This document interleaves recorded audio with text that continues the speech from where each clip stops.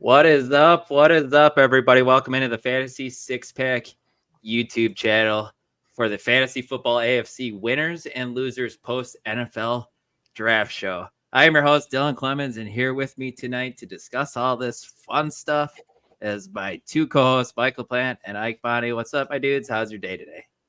Good. How about you? Good, man. Good. Can't complain. Yep, just hanging out. I could complain, but it'd be just about work. Yeah. Did you guys enjoy the draft the last few days? Yes, I did. Yeah, Special it's game. always- Yeah. Bears fans had a good one. Packers fans had the usual boring draft, but you know what? We'll find a couple gems late in the round. I was gonna say it always seems to work out in the long run. Right? It doesn't make sense when they do it, upset. but I guess it works. Yeah, I'm sure. happy we got a replacement to Bakhtiari.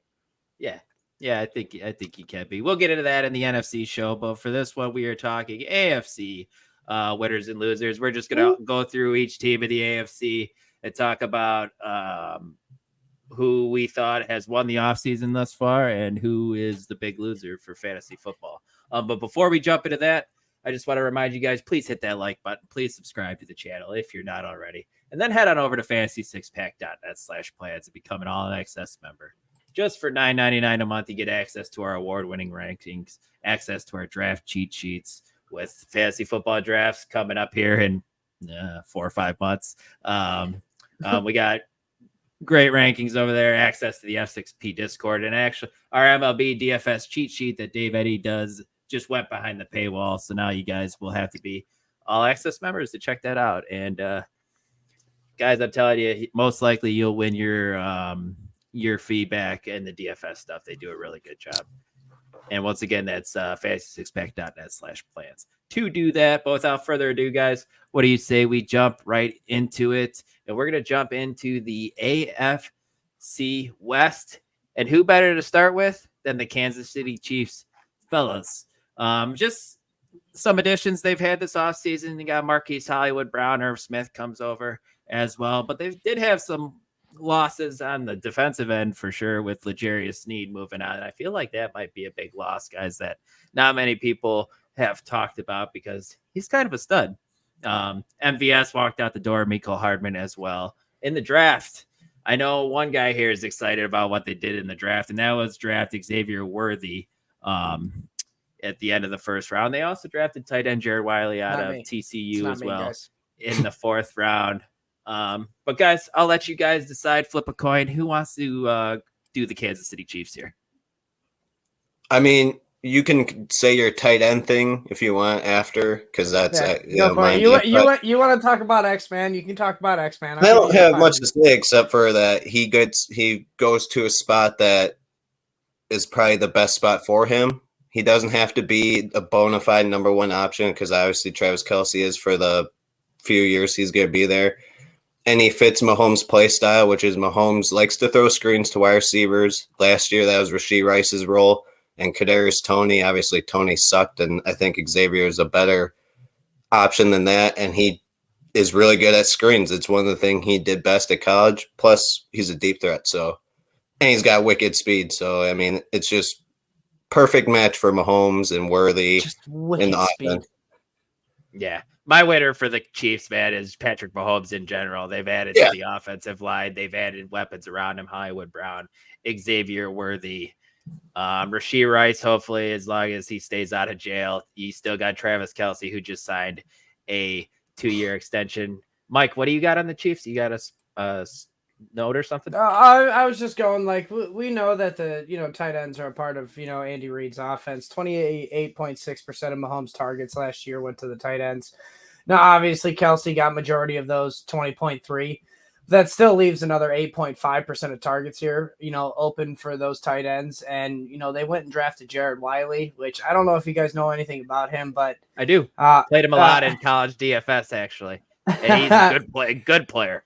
Good player, yes. MathBomb on Twitter said Wiley scored an unofficial 9.52 RAS score out of 10. Huge. This ranked 55th out of 1,116 tight ends from 1987 to 2024. This guy is just a straight athlete. And you want to talk about screens. This is a guy they're going to get screens as well. So I just feel like Jared Wiley is a possible spot starter, especially, we saw it last year. Kelsey is not invincible. If he goes down, Jared Wiley, I think, could be a good, substitute tight end for that wasteland. If you guys had to choose a loser, one of you can, who would be the loser on this Chiefs offense for fantasy this year? I mean, long term, it's Marquise Brown. Kadarius Toney too. Sky Moore. So Rashee Rice, maybe a little bit. I mean, we're obviously speculating here. Are they going to keep all those receivers on the roster, or do you guys foresee one of them get cut? Probably Toney more than likely. Maybe Brown's Justin. only a 1-year deal. He's only kind of a stopgap. It's probably just to give Xavier Worthy time. Like this was probably their plan. It's like, all right, because Hollywood Brown and Xavier Worthy are basically the same guys. Hollywood has a little bit more weight on him. But it's, it's just straight line speed. So it's probably like Hollywood's going to fill that role in the beginning of the season. They're going to get Worthy worked in, and it's going to be the Rashee Rice treatment, kind of like how it was last year. It was little by little, week by week, he got more and more involved. Sure. He just had to show it. I think the easiest, biggest loser on this Chiefs team, I think you guys know where I'm going with, is Rashee Rice, just with the offseason stuff that's happened with him. And he's, like I said, don't want to speculate, but I think it's safe to say he's going to get some sort of a suspension. I had no idea what it is, but it might not be till next year, though. The way that their suspensions go, it's weird. Yeah. But yeah. Either way, though, he's lost favor already. So I mean, it's going to be hard to replicate what he did last year, to be honest, especially with 2 more weapons involved. Yeah. All right, guys, let's jump over to the Denver Broncos now. A weird draft they had. And they've done some interesting things in free agency as well, signing Josh Reynolds. They had to do a little bit of stuff on the offensive line to get back, but they lost Russell Wilson, guys, lost Jerry Jeudy, lost Justin Simmons. This Broncos team, I have a feeling it's not going to be very good, guys. They drafted Bo Nix in the first round, 12th overall, which was pretty surprising in my eyes. Just seems like an absolute reach with the 12th overall pick. Then they drafted Troy Franklin later in the draft as he fell, which, to be honest with you, I kind of like here. And then Audric Estime in the 5th round as well, running back out of Notre Dame. Mike, let's go to you since Ike started last time. Who is your biggest winner here for the Denver Broncos? Nah, you can go to Ike first. I don't want to go. Ike, who is I'm just kidding. In my eyes, Bo Nix is the real winner here, and you said it because they reached to go get him. What was he, the 5th quarterback off the board, 6th quarterback off the board at the 12th pick? So, yeah, that's the most ever in the first, first ever, most ever in the first 12 picks. So, like, he's the real winner here. I think he wins the job in camp. I mean, what do we got here? Jared Stidham behind him and Zach Wilson. Mm-hmm. I think Bo Nix is more accurate than both of them, even though he just came out of college. But horizontally, sure, I will give you that. Just vertically, we don't know. I'll give you that. But like the thing also that he brings, I think, better than Stidham or Wilson is in college he had 1,613 rushing yards and 38 career rushing touchdowns. So, like, I think he offers a little bit more of an escapability floor because you guys know as well that I do, this offensive line is not put together well. So he's going to have to use that escapability, that creativity to keep this offense on the field. So, like, I think Bo Nix gives you a solid super flex, QB going into this year just because of how desperate Denver looked reaching at 12 to get him. Yeah, I'll push back a little bit there. I don't know if I'm going to be interested. Maybe as my QB3 in super flex leagues there because I don't love his weapons really either, to be honest with you. Cortland, it's the rushing floor. That's why I said it. Like okay. That's what gives it the rushing floor, as you know, gives every quarterback just this innate floor and this, this not upside, but a better floor than just the pocket passer gives. And that's what Bo Nix can provide. We'll see it in preseason if he uses those legs like he did in college, but that's kind of where I think he would be a solid QB2 is the rushing value. But I get it. He's a rookie QB. He's going to be, he's going to be throwing, interceptions and he's probably going to be getting fumbles. But like at the same time, if they do get in the red zone and he gets frantic, man, he's going to run for the touchdown. Yeah. And Yeah, that rushing, most leagues play. That rushing touchdown's worth more than the passing touchdown. So, Like, let's go to a loser now for the Denver Broncos. You have anything as a loser here? I would say probably Cortland Sutton the most. He was very touchdown dependent last year, which clearly that's not going to happen again when Bo Nix around. Plus, Cortland likes to do the deep routes, and that's another thing that Bo Nix necessarily isn't great at. I mean, I have it right here. 30% of his attempts are behind the line of scrimmage, so it's a lot of screens, a lot to the running back, which will help Marvin Mims, Troy Franklin, maybe, and then obviously Javonte Williams is going to be a big beneficiary of him being quarterback. Yeah, I could see that as well. Very solid horizontally thrower of the football. I do think this is one of the best possible landing spots for Bo Nix. Like Sean Payton, I feel like is going to get a lot out of it. He's going to get the most out of him. Drew Brees vibes. Yeah, just like he's going to jump it off a lot. Yep. Sean Payton seems like a knucklehead a little bit right now, and kind of seems like an arrogant prick to be honest. But I think he's still a good offensive mind. Maybe we can go ahead and jump over to the Las Vegas Raiders now, guys. This offseason, their additions. Gardner Minshew looks like he's going to be their starting quarterback, or at least compete with Aiden O'Connell. They also brought over Alexander Madison from the Minnesota Vikings. Some of the key losses: they lost Josh Jacobs, Jimmy G, who's also suspended. Hunter Renfro's gone. DeAndre Carter. And in the draft, guys, they also did a surprising thing, and that was drafting Brock Bowers in the first round after drafting Michael Mayer in the second round last year, tight end out of Notre Dame. And then they drafted Dylan Lobby, running back, in the sixth round as well. Mike started us last time with a winner. Ike, what do you say? Who is your winner for the Las Vegas Raiders for this offseason? It's got to be Zamir White. They didn't really get any running back competition for him unless you think Dylan Lobby is going to be something, which I don't. But, Zamir White's going to get most of the rushing touches. I don't expect him to be the biggest factor in the passing game, so you got to temper your expectations a little bit. But he should be a fine RB2. You're not scared of Alexander Madison I was going to say, you forget about him? No, the dude will just fumble his chances away instantly. Alexander Madison. I mean, I don't have a ton of pushback to you there, but it sounds like Mike does. Mike, I'll let you guys go. It's not that I don't agree that Zamir White is a winner. I just think there's a bigger winner, and it's Gardner Minshew. They did not draft a quarterback. All right, that is clear confidence here for this quarterback to take it this year. Maybe not, the following year, but I mean, that's a starting quarterback here, and we play fantasy football, and starting quarterbacks, depending on what settings you play in, are hard to come by.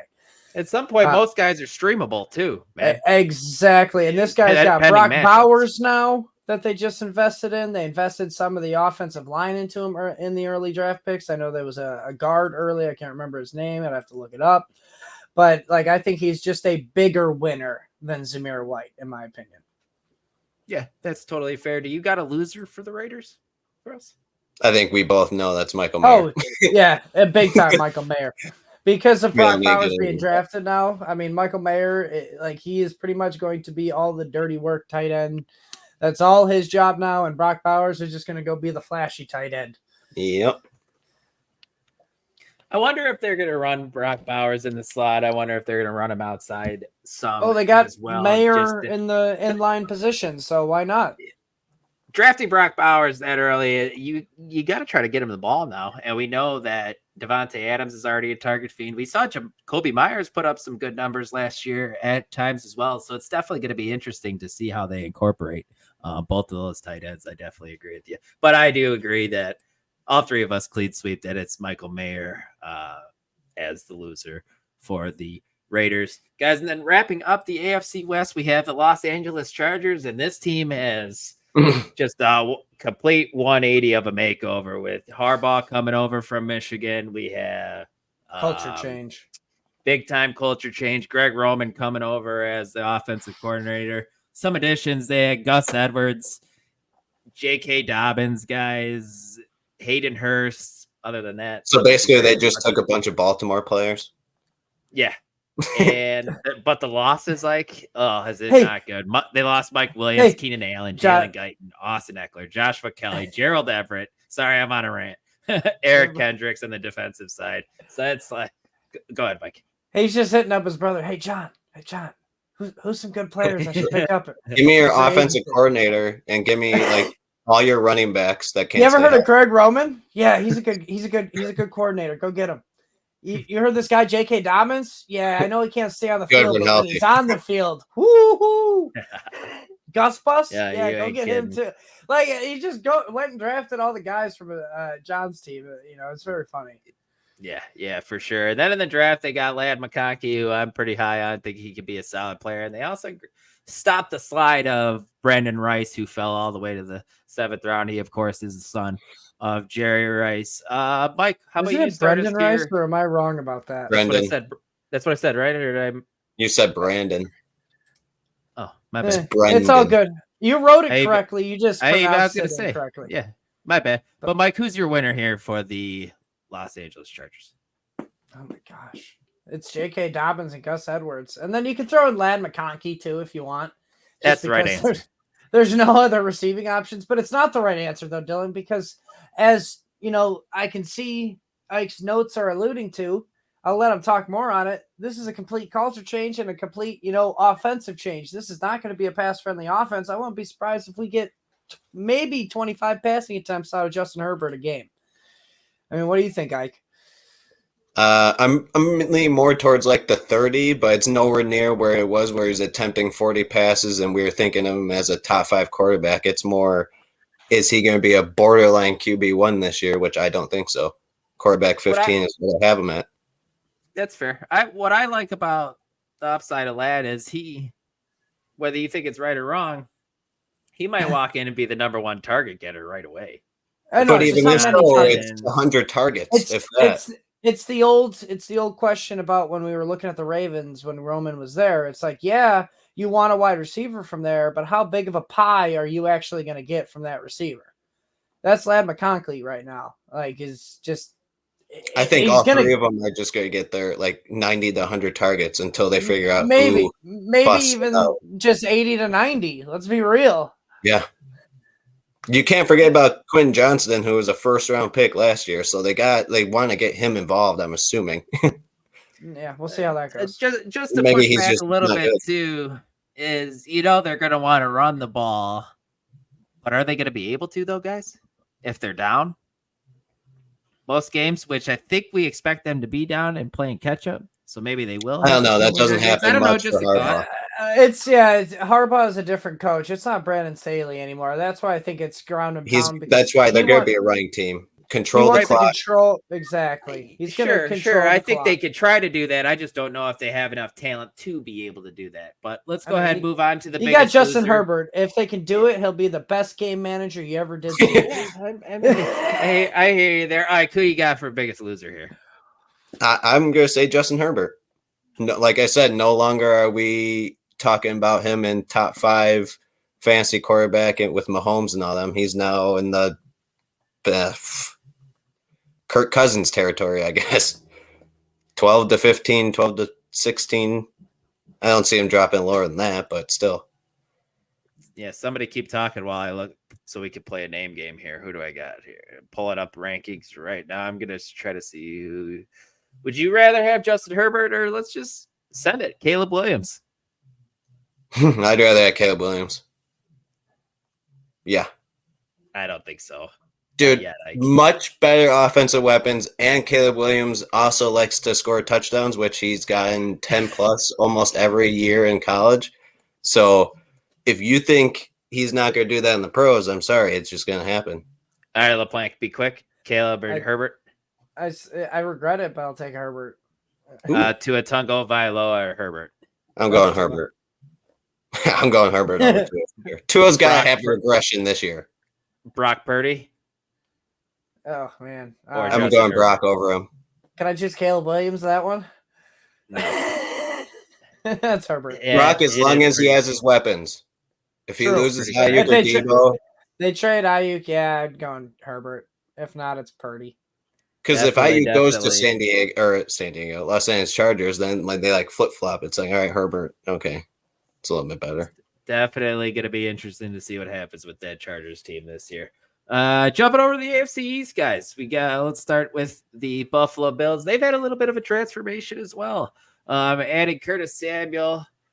That's about really it. Who they added on free agency, and they lost Stephon Diggs, Gabe Davis, Tre'Davious White, Jordan Poyer, Micah Hyde, Leonard Floyd on the defensive side. They had an interesting draft. They allowed the Chiefs to trade up and get Xavier Worthy, which was, let's just say, weird. And then they traded back to the first pick of the second round and drafted Keon Coleman out of Florida State. They also drafted Ray Davis in the fourth round to kind of be that Damian Harris replacement. I would assume a bigger body. That one shocked me. Running back, yeah. We saw. I think we all liked. I think we all liked what we saw from James Cook last year. But I think we could all also say they could benefit from a bigger goal line type of back with Latavius Murray not really cutting it last season. Ike, let's start with you here. Who's your biggest winner on this Buffalo Bills offense? I honestly want to say nobody really, because it's just a bunch of guys. But if I had to choose, I'll go Kincaid and James Cook a little bit. That's James the right Cook. answer. Okay, Kincaid's the right answer. Kincaid should probably be the number one target option. That's the right answer. James Cook won't lose many touches. You may think Ray Davis will get some work, but it won't be too much. Cook's still a top 10 running back, I believe. Cook's still going to get enough to party for sure. I won't be touching him as a top 10 running back this year, but I get why he's going to go like that, because he should be a top 10. Other than that, wide receivers just kind of there. I mean, Curtis Samuel, I guess, doesn't have to deal with a top receiving option now, even though Keon Coleman, depends on how you feel him. But yeah, I don't know, just interesting for the Bills. Curtis Samuel's been pretty solid throughout his career, so at points too. Like last year, we saw him; he was putting up wide receiver 3, wide receiver 2 weeks, which was nice. Just inconsistencies from him. Mike, I heard you wanted to push back. Give your 30-second spiel of who you think the winner is here. Oh, Keon Coleman and Curtis Samuel are the big winners here. Obviously, there's 241 targets vacated from Diggs and Gabe Davis lost. But Keon Coleman is the one receiver the Bills have never had a big physical red zone target, a third down target, like a target that they can use in the red zone where, Josh Allen doesn't have to run in there. All right. So, I think Keon Coleman's a big winner here because I know they traded back, but at the same time, they still, this is their first pick of the draft. So I think Keon Coleman's a big winner here. And the loser for me is James Cook because of Ray Davis being drafted in the fourth round when they have so many holes. It's not a big loser situation, but at the same time, he has to be the loser, in my opinion. Yeah, I hear you. It's also not ever good to lose a target like Stephon Diggs. That's why I think I would lean a Josh Allen maybe being the biggest loser here. Just because you lost Stephon Diggs and the wide receiver, man. It's hard to lose. I mean, you can't find a fantasy analyst out there that's going to rank Josh Allen below QB3. Oh no, I hear you there. So he's not much of a loser. I mean, when you're constantly playing out quarterback 1, yeah. Then he's not a loser. If he drops to quarterback 5, yeah. You do realize all that the only reason he finished number 1 last year is because he scored 12 rushing touchdowns. That's not going to happen again. I mean, it will be interesting to. The most he's done a year before that was 7. He averages 7 a year. It's probably going to be around 7 or 8 again. It's also the rushing yards too. And if the defense has got holes like it is, it's not going to be that great. He's going to have to chuck the ball. Yeah, and he'll turn the ball over even more now. 20 interceptions probably. Jumping over to the Dolphins, guys, now in this AFC East. AFC East. They didn't really do much additions on the offensive end, just really Johnny Smith. That's really of fantasy importance. But the defense took a hit here, guys. Christian Wilkins gone, Xavier Howard. They also lost Robert Hunt on the offensive line, which isn't great. Melvin Ingram, Emmanuel Agba also left. What they did in the draft, I kind of like Jalen Wright, speedy running back out of Tennessee, 4th round. He's got to be the heir apparent for Raheem Mostert, I would assume. Then they drafted Malik Washington in the 6th round out of Virginia, and Taj Washington in the 7th round, wide receiver. A lot of people like the first Washington. Yeah, I did hear that as well. Michael Platt, who you got for a winner for the Dolphins? I mean, it's the whole damn team. They just want to go fast. They are the definition of Ricky Bobby. They have holes too, like you said. They lost some key players on the defense. I mean, I'm looking at your sheet, man. And these are starters for this defense. And one of their early round picks, they decided to go and get a running back, which I get it. It is going to be the heir apparent to Mostert, but come on, you need to fill. They're just like, nope, we're just going to outscore everyone and outrun everyone this year. So they're just the winners here. They're getting another guy that's fast. And then Malik Washington, again, another guy that is fast. And I saw a video of his, his quick feet speed. This guy is quick. I don't know how his top end speed is, but I can tell you in short distances, man, they're going to be getting him screens, and he's going to be hard to get his hands on. Should instantly be wide receiver 3. I mean, should take over the Crocraft, whatever his name is. River Craycraft. Yeah, that was funny. I know one of the guys Jordan has on his show on the Dynasty show all the time, CK, I think he's a writer for Fantasy Six Pack. He had Jalen Wright as his RB1 in the class. So he was very high on him. So a lot of people are. Yeah, that's pretty solid to hear. Ike, who's your biggest loser here? I think I have an idea of who you're going to say. Could you say the whole running back room as a whole? Maybe A-Chain takes a hit of the A-Chan takes a little bit of a hit as well. I think A-Chan missed some time last year, so he's obviously just going to get more and more touches, and which just means less for Mostert instantly there. And then they're going to want to get the rookie involved, and that's probably going to be more of a hit to Mostert than A-Chan, I believe. Plus, don't expect the touchdown production again. Oh, yeah. He is kind of insane. Regression for show. Mike, are you on the same page? Yeah. It's Mostert, in my opinion. Yeah, definitely fair enough. Jumping over to the New England Patriots, guys. Big offseason for them with a lot of change. Bill Belichick obviously out. Some additions. Jacoby Brissett is back in the saddle again. They also brought in Antonio Gibson, KJ Osborne, Austin Hooper. Some of the losses: Mac Jones, Ezekiel Elliott, Devontae Parker, Mike Gesicki, Trent Brown on the offensive line, lost some defensive pieces: Jalen Mills, J.C. Jackson, and special teams ace Matthew Slater in the draft. Had to bring you skip Lawrence Stein, but you bring up Matthew Slater. All right, yeah, sure, why not? Multiple-time Pro Bowler Matthew Slater, man.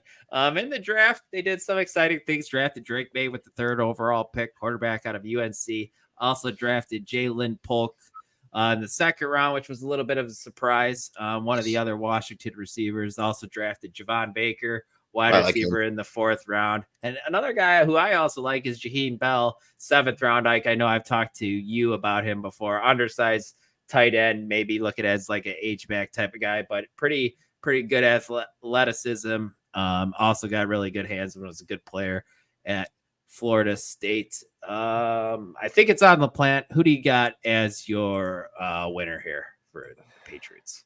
I was the winner last time, just so you know. So it only took 6 teams for you to lose track. Yeah.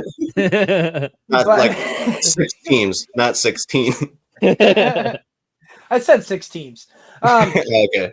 The winner here is Drake May. But elaborate.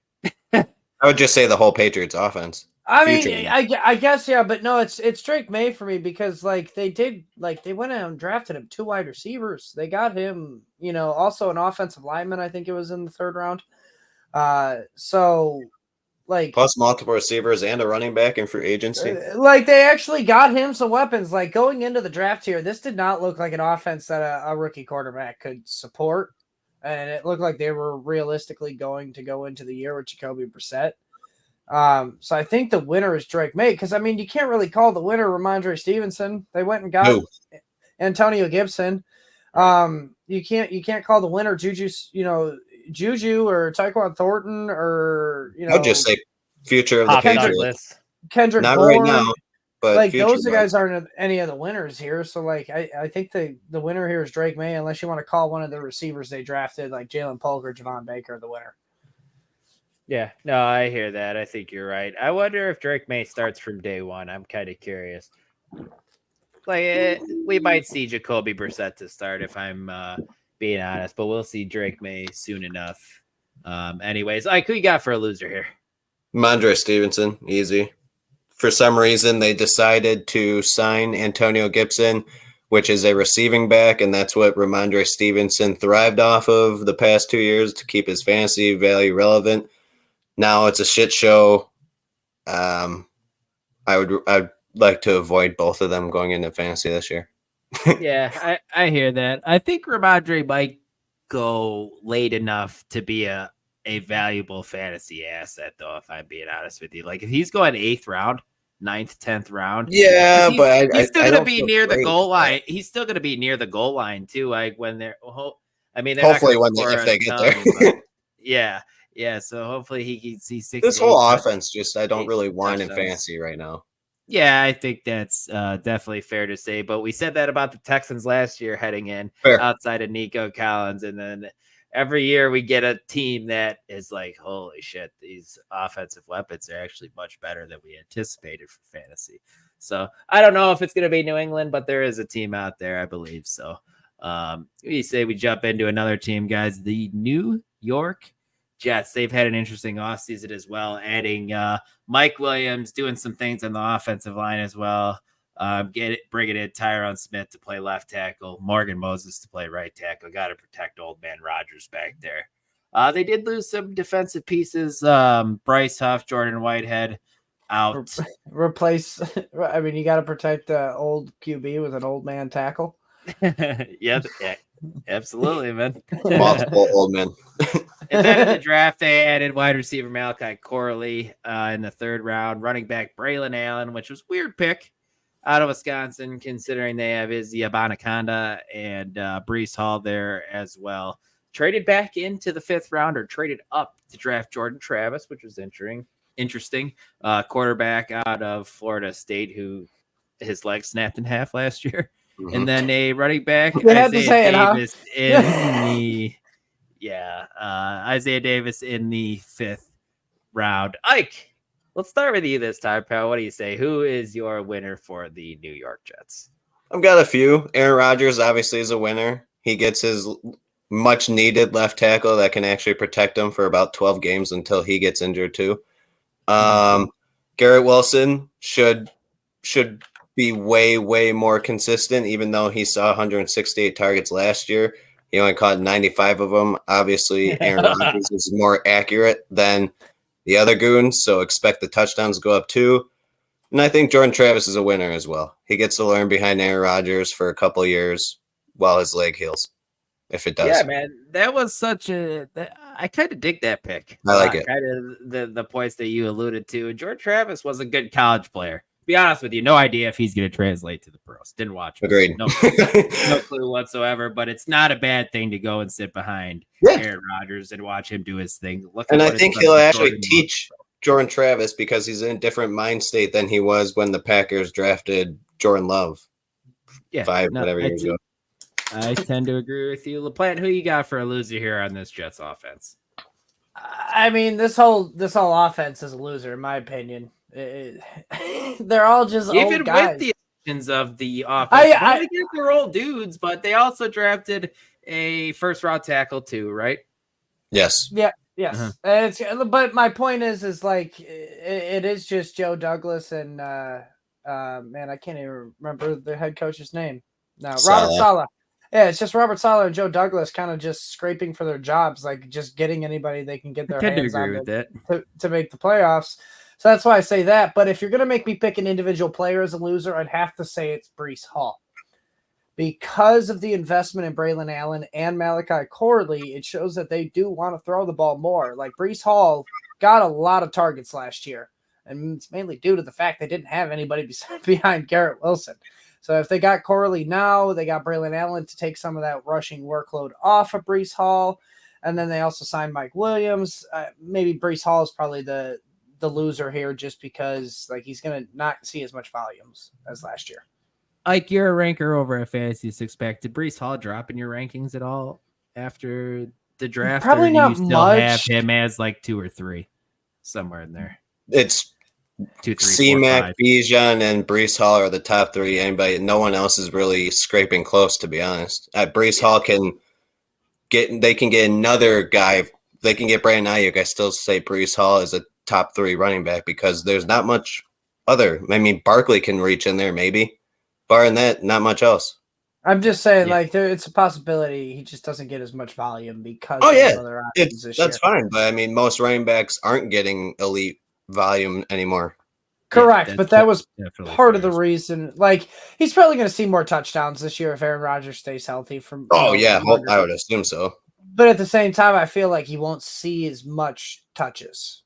Oh, yeah, he's not going to get 90 targets again. No Exactly. way. But I can easily see a 60 to The 70 efficiency. for most running backs. That's fine. The efficiency will go up, though, definitely if Rodgers stays healthy. All fair points, guys. That's for sure. Jumping over to the AFC North now, we got the Baltimore Ravens. Some additions here, guys. Derrick Henry, big time addition. Some losses. They lost Patrick Queen, Gus Edwards, we talked about earlier. They lost Morgan Moses. Geno Stone on the defensive side, Jadeveon Clowney. Also lost running backs, Dalvin Cook, J.K. Dobbins. In the draft, they drafted Devontae Walker in the 4th round, wide receiver out of UNC. Rashid Ali, running back in the 5th round, and Devin Leary, quarterback in the 6th round. Mike, who do you got here as a winner for the Baltimore Ravens? It's Derrick Henry. I know they got the running back in the 5th round, Rashid Ali. But it's Derrick Henry here. I mean, they invested in Devontae Walker. I wish you would have asked me who the loser was in here because I want to tell you that as well. I think it's Rashad Bateman. I know I believe they picked up his option, but he's been a loser the next 3 years. Agreed, but because of the investment again into the wide receiver position, I think he's the loser because it's not Zay Flowers. But yeah, I think the winner here is clearly Derrick Henry because this offense is going to thrive behind him running the ball, with Lamar Jackson also running the ball and then throwing the ball. Have fun defending them in the red zone on read options. I know, no it's chance. Miserable. Yeah. If you go for Derrick, Lamar's running that way for a touchdown. If you go for Lamar, Derrick's just going to bulldoze whoever's left in between. If you go for both of them, he's going to throw a screen to Zay Jones. I mean, Zay Flowers, not Jones. Jones just got cut. Who's your biggest loser, Ike, for the Ravens? Now that he said it, Bateman could be. I also think Keaton Mitchell. You can say goodbye to him being an RB1 for a few more years. Do you guys still have faith in Mark Andrews to be a top tier tight end in this offense, or are you guys feeling like shying away a little bit from that? He's still top 5. It's just the health, man. He doesn't seem to be staying healthy. You know, he's just not playing as many games and that's recency bias. I understand maybe he gets a healthy season here together and he's back up in the top 3 like he deserves. Most likely looks pretty solid. But yeah, it's just a health thing. All right. Looking at the Cincinnati Bengals now, guys, we got some additions. Zach Moss coming over to maybe be RB1. Well, may talk about that. Him battling out with Chase, my guy Chase Brown. Mike Gesicki coming over at tight end. Trent Brown, offensive lineman, also drafted an offensive lineman in the draft as well. Brought over Von Bell, Von Bell and Geno Stone.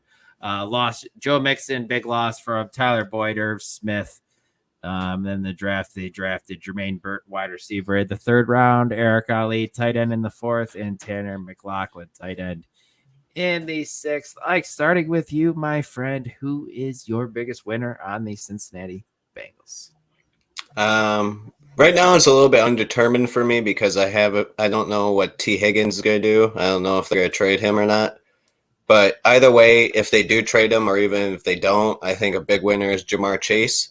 With Tyler Boyd gone, I just think Jamar Chase is going to get absolutely peppered with targets. And if T. Higgins goes, it's going to be even more.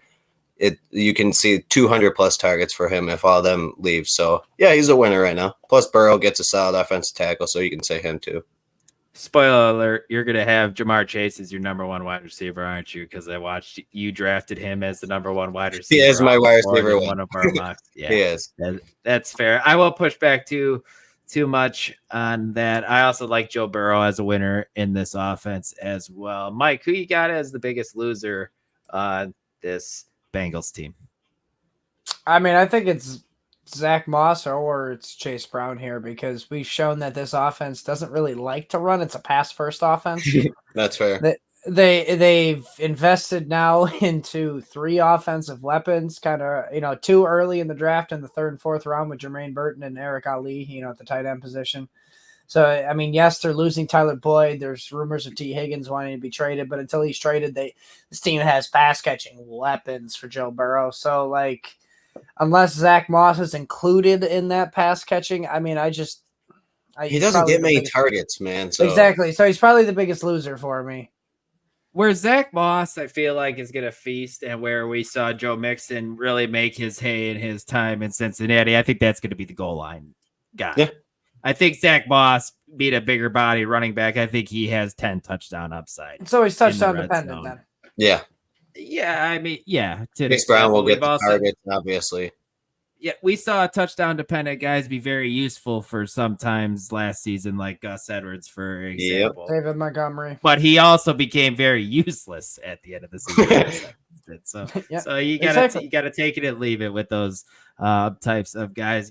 Looking at the other team we got here in Ohio, the Cleveland Browns, with some interesting additions with Jerry Jeudy coming over, Deonta Foreman at running back coming over from the Chicago Bears, Nyheim Hines as well. Tyler Huntley's Snoop Huntley on the Cleveland Browns, which is a weird one to see. Some key losses, the biggest one they might have had, and that's Joe Flacco, guys. After the run he took the Browns on.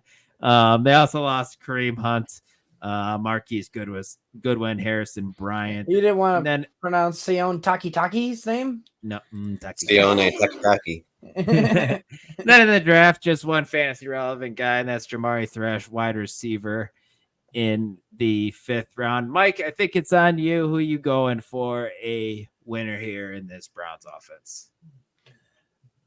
It's Jerome Ford. I mean, because let's be realistic. Nick Chubb had a pretty brutal injury. I can't imagine he's going to be back by week 1. All right. It was early in the season. He could be. Dude, that was brutal. I mean, if he does, modern medicine has come a long way. But still, they did not invest into the running back position in the draft. Now, granted, they didn't have any picks to do it at. It was just a wide receiver they took, in the draft. But Jerome Ford has to be the winner with Kareem Hunt also walking. I don't expect Nick Chubb to be really back. Maybe I'm treating it hopefully like, best case scenario, an ACL tear to where he is good to go by week 9. So maybe week 4 or 5 he'd be back, but man, I don't know. We got to see. He's behind closed doors. We haven't seen it. All right. But I think I can still picture the video in my mind of that injury. That was brutal, and it was the second one that he's had like that. So it's that brutal. When they don't invest in the running back room, it's either a sign that Nick Chubb is coming along pretty well, or they just have that much confidence in Jerome Ford. Yeah, I heard you out. I think you're okay. Do you have a different winner here or no? I have nobody winning for this Browns. It's basically the same offense. I think it's Jerry Jeudy coming over. Really? I think he's the loser. I think he's in a little better situation than he was in Denver. I think he's in a worse situation. It's a more crowded room because you got Elijah Moore, Amari Cooper, David Njoku, and now Jamari Thrash, which in Broncos all you had to deal with was Cortland Sutton. Yeah, just the quarterback play was so bad there. And you have to assume Deshaun Watson, that freaking guy, it has to be better this year. Yeah. Right? Yeah, I just don't like what this whole team did this whole offseason. There was nothing special, nothing great. Yeah. Just kind of existed. Well, that's what That's what happens when you go and sign Deshaun Watson and trade for him. You pretty much trade your future away for a couple. Give him all that guaranteed money Yeah. right away too. That was something. That's for sure. We're the last team in this division, guys. We got the Pittsburgh Steelers. They as well had an interesting offseason, adding 2 quarterbacks. Much better than the Bears. Much And, better than the Browns, though. Yeah, I will tend to agree with that. They added Justin Fields, Russell Wilson, Cordero Patterson, Van Jefferson, wide receivers coming over, and they lost Kenny Pickett, Mason Rudolph, just a total revamp of the quarterback room. And they also lost Mitch Trubisky. Big loss there, guys. Big loss. Deontay Johnson, Allen Robinson. You can only have so many former, top overall picks from the Bears. It would have been awesome to see Mitch and Justin in the same quarterback room. That sure would have been something. Hey, and they drafted. Give it 5 years, and you'll see Caleb here too. Take it easy there. Take it easy. Yeah, in 5 years, he's gonna be king of the NFL. The Steelers also drafted a guy that intrigues me, and that's Roman Wilson. I feel like he could slide right into the slot for their team. He's a Mike Tomlin kind of guy, not good, solid blocker, physical blocker, which you always love to see. Ike, who's your biggest winner here on the Steelers? Because Deontay Johnson's gone, I'm gonna say George Pickens. Plus, he one, I think. Yeah. Plus, he gets a way, way, way better quarterback that likes this type of receiver. Russell likes throwing to this type of guy. He's had DK before, and obviously Cortland Sutton last year. Expect George Pickens, to get around 8 to 10 touchdowns, I would assume, with Russell at the helm. So, yeah, I actually like him this year. He's someone I want to target in drafts, later-ish rounds, like 5th, 6th, 7th round, I think, somewhere around there. Yeah, and you're not even a big Justin Fields guy, Ike, and I feel like even if Fields ends up being the quarterback at sometimes, it doesn't hurt George Pickens terribly because Fields, what he does do well is throw the deep ball, and George Pickens to go up and get it. So I think I agree with you. He is the biggest winner here for this. He'll see the most targets he's ever had in his career with his best quarterback he's had. So, yeah, it's all looking up for him. LaPlant, who's your loser here on the Steelers team? I actually disagree. I think the loser is, the wide receiving core, Pickens included, because of their investment early in the draft into the offensive line with Troy Fautano and Zach Frazier. All right, they go and get somebody like Russell Wilson, who's a game manager. I mean, they're probably going to be going with him majority of the time over Justin Fields. All right, so this looks like the old type of Steelers, type of offense where they really want to just ground and pound. They revamped the O-line just like they revamped the QB room. So I don't think they want to pass it very much. So it's going to be a boom or bust year, I think, for the receivers here. Like George Pickens can definitely boom, but man, it's going to suck when he busts. I just think that's the type of receiver he is. I think he kind of the type of receiver Russell always produces. There's going to be a lot of hype for George Pickens. I can already see it coming because he's the number one guy there. They get a new QB. Arthur Smith's the new offensive coordinator. I just feel like he's going to get a lot of hype. He's going to get overdrafted in drafts, and that's what really is going to bug me. Yeah, that's an interesting take. I feel like he might be onto something that if he starts to go like 3rd, 4th round, I'm not going to dig George Pickens very much, but he should probably be drafted around wide receiver 30, I would assume. I just don't know, man, because he's going to be the number one, like assumed number one option there. So like he's like, there's only, I can see top 30, but man, because of the boom bust factor, maybe they can see him in the top 20 for rankings as well. That's what's really going to bug me. I don't want to see him in top 20. That'd be weird. I know. It would. Real quick, 30 seconds on it. Who do you guys think comes out of as the running back one in this offense? Jalen Warren or Najee?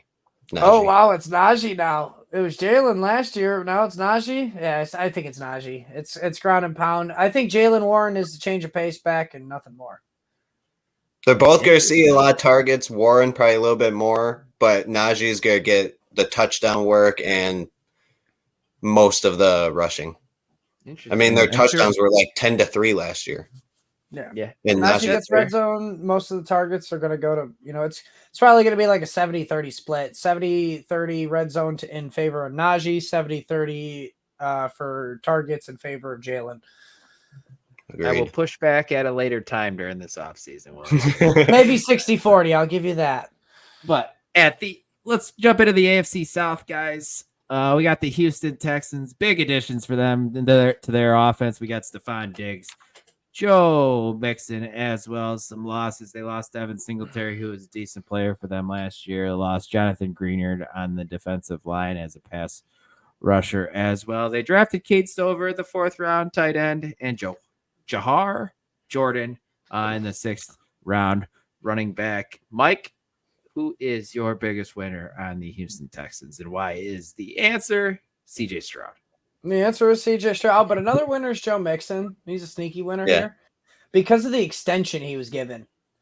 All right. I did not expect him to get the extension. Like I saw the trade and all that, and I was like, oh, that's cool. We got another weapon for CJ Stroud, another reason why he's the winner. But then they go and extend him for 2 years. And I know it's probably only 1 year, but still, to show your willingness to go out and extend him, someone who's got, tread on the tires, and then they only go in the 6th round and draft a running back.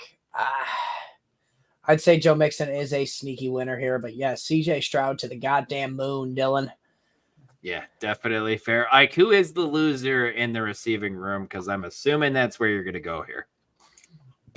What's totally funny that I've noticed is CJ Stroud has kind of taken over Justin Herbert's spot from previous years, where it's like, hey, it's this top guy that can throw a lot and might possibly reach top 3, top 5, but it's more likely to be like top 6. Weapons galore. Yeah, so it's very similar to that. Is just what I found. And then for loser, probably Tank Dell. Or injury. He's coming off an injury. Or so all 3 wide receivers, because not one's going to get an insane target share. Goodbye to the days of 170 targets for Stephon Diggs. Nico's probably not going to get that top 12 wide receiver like we thought. And Tank Dell is just going to be what he is. I still think Stephon Diggs is going to be I think – like just what I was saying about how people are going to overreact on George Pickens, I think people are going to overreact on Stephon Diggs with where he's going to be drafted, and he could be a pretty good value this year because he's got a good quarterback. Yeah, he's not going to get 170 targets, but still, you give Stephon Diggs 100 targets, man, that's a top 20 wide receiver. Do you guys foresee Stephon Diggs leading this team in targets? Yes. It's definitely a realm of possibility. I think he does. Yeah, definitely fair to say, Ike, that's for sure.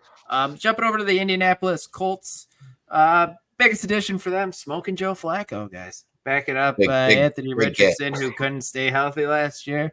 How dare you disrespect Adonai Mitchell? That's the biggest get they get. Yeah. Lost Gardner Minshew, Zach Moss, Isaiah McKenzie, and you talked about it, LaPlant drafting Adonai Mitchell in the 2nd round of the draft, wide receiver, and then Anthony Gould, wide receiver, in the 5th round as well. Ike, who's your biggest winner on this Indianapolis Colts team? I don't want nobody except Jonathan Taylor, I guess. They didn't draft anybody to take much from him. Zach Moss is gone.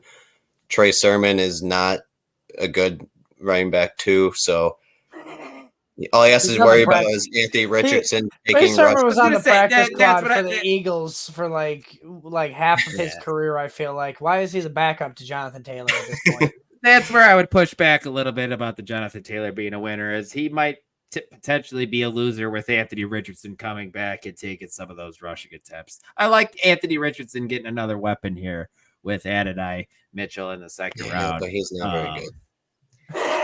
Yeah, but he's not. You don't like him? No. Yeah, I mean, that's fair. They also got Michael Pittman back as well. I think that's why I like Anthony Richardson as my winner. LaPlante. I would just like to see him prove that he can actually throw the ball. So would be nice, my friend. It absolutely great would transition be nice. to my loser, Ike, and that would be the wide receivers because it's Anthony Richardson as the quarterback. The reason the wide receivers were so, like Michael Pittman was so friendly last year is because you had Minshew leading the pack when Anthony Richardson went down for the rest of the year. Like, it is what I just said. I want to see Anthony Richardson pass a little bit more consistently and efficiently. I know they drafted A.D. Mitchell, and I do think that is a good get for him. But at the same time, they still need to develop a AR here to get the ball. Yeah, for sure. Yeah, to the receivers' hands here. So I think the biggest loser is the receivers, even though they went out and drafted more of them. It's like you can throw more at the problem here, but you're Marvin not didn't go fixing to the the problem. team. Or Malik Neighbors. I would have been so pissed. I know, but yeah, I think it's because it's like you said, AR's coming back. It's going to be a run first offense. Like the receivers are going to be the biggest losers here. Yeah, I hear that. Looking at the Jacksonville Jaguars, guys, key additions. We got Eric Armstead, Gabe Davis, Darnell Savage on the defensive end. Mac Jones backing up Trevor Lawrence here as well. Devin Duvernay added into the wide receiver room that has lost Kelvin Ridley, lost Zay Jones as well. Also lost Jamal Swagnew, and big loss here, losing Brandon McManus. In the draft, they added to the wide receiver room as well as drafting Brian Thomas in the first round, and then Keelan Robinson, a 5th round running back. LaPlant, who is your biggest winner for the Jacksonville Jaguars? I mean, it's got to be Christian Kirk. I know they went out and drafted a first-round wide receiver, and they went out and drafted Gabe Davis, which I think the long-term winner here is Brian Thomas after that Zay Jones cut. Yeah. Surprised me. My guy. That surprised you. I kind of figured it was going to happen. I'm so surprised you're surprised. But no, I think it's Christian Kirk just because of all the change here in the receiving room. Christian Kirk's the one constant here for Trevor Lawrence. So I think when it comes down to it, he's going to be looking Christian Kirk's way. Like eventually Brian Thomas is going to get, worked in. We know how Gabe Davis works. I mean, he's going to be hit or miss either way, but I think the consistent guy here in this offense is going to be Christian Kirk. You could definitely make an argument. You could definitely make an argument for ETN too. But at the same time, like, you can also make the argument against them. They drafted a wide receiver in the first round. That shows they want to throw the ball more in this offense, get Trevor Lawrence more on the path of a number 1 overall pick at QB. So, like, I think the biggest winner is Christian Kirk here, but you can make an argument for ETN. Why do I feel like Christian Kirk is still going to go sneaky under the radar in fantasy drafts this season? I feel like he does every single year, and I feel like we're going to be able to get him in a nice, juicy spot, except for our home league, because us 3 are going to be targeted. All 3 of us are probably going to end up trying to target him. And we won't get him. Nope. Someone's going to take him in like the 3rd round and be like, all right, whatever. Yeah, shout out to Juan. I feel like Christian Kirk's a Juan type it's of guy. It's a Juan pick. It's definitely a Juan pick. Definitely a Juan pick. Ike, who's your biggest loser here for the Jaguars? I don't really have one. Nothing really happened wrong. I guess Evan Ingram, because I was gonna say you're still feeling Evan Ingram with the addition. I know they lost guys, but adding more mouths to feed in this offense, it's gonna be hard for him to repeat what he did last year. He was insane last year. Really, he saw 10+ targets for like 10 games or some shit.